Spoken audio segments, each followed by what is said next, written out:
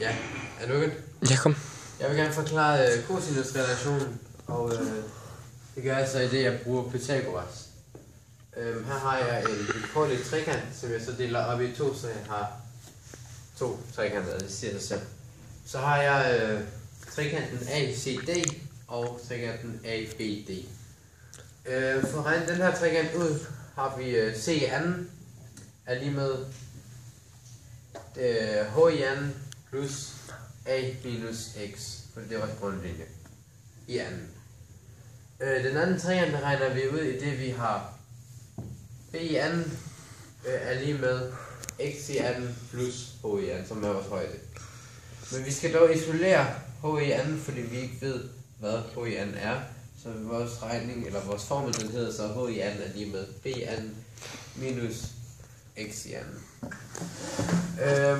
Herefter sætter vi så sammen, så vi har C i anden er lige med B i anden minus 2 X i anden plus A i 2 i anden plus X 2 i anden minus 2AX. Det har vi taget herfra. Vi fjerner dog minus X og plus X. Det siger sig selv. De spiser hinanden. Og fordi vi skal finde X, altså den her, så skal vi bruge cosinus C. Det gør vi, det vi dividerer X med B. Vi skal dog som sagt finde X, så vi bliver nødt til at isolere den. Så vi ganger B på begge sider. Så formlen kommer til at hedde cosinus C gange B er lige med X. Det hele sætter vi så sammen. Så formlen til sidst hedder C i anden er lige med B i anden plus A i anden minus 2A gange B i anden gange cosinus C. Kom. Ja, igen vil jeg forklare cosinusrelationen i det, jeg bruger den der formel, altså Pythagoras formlen. Og her har vi så en Nu. Det her det er så en stumvinklet trekant, som jeg har gjort om til en retvinklet. Så igen har vi så to trekanter, og den ene den hedder ADC, og den anden den hedder så ABC. Her har vi så formlerne.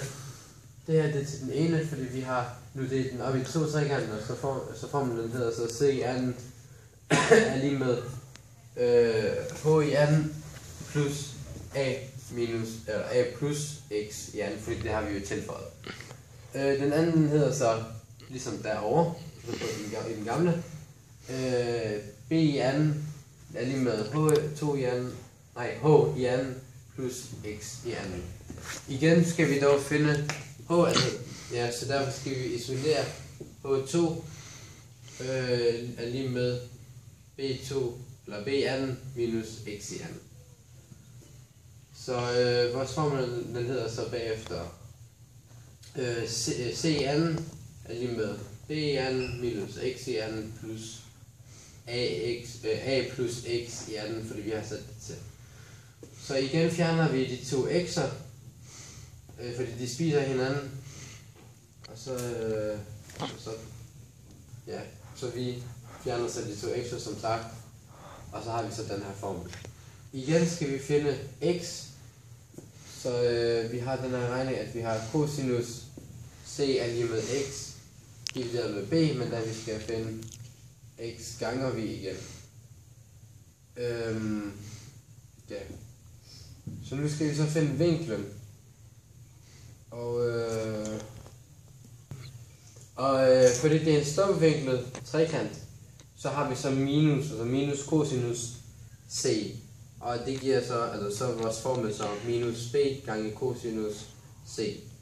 Og bagefter så sætter vi det så hele ind, så samler vi det hele, og så har vi C i anden er lige med B i anden plus A i anden plus 2A gange minus B, fordi det har vi taget herfra, det er jo minus, gange cosinus C. Og hermed har vi så bevist, at det er den samme formel, altså Pythagoras formel. Mange tak.